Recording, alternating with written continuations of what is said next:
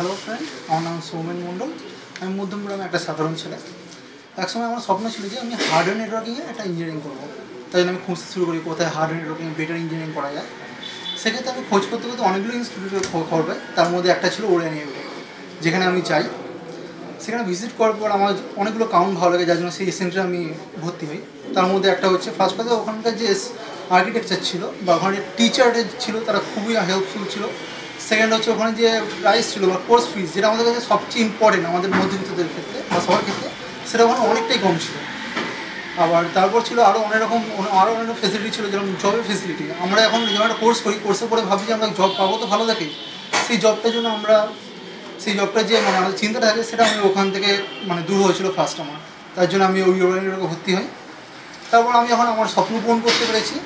এখন ভালো hardware networking engineering হিসেবে কাজ করি, একটা কোম্পানিতে কাজ করি, দি অ্যাড্রেস নামে একটা কোম্পানিতে কাজ করি এখন।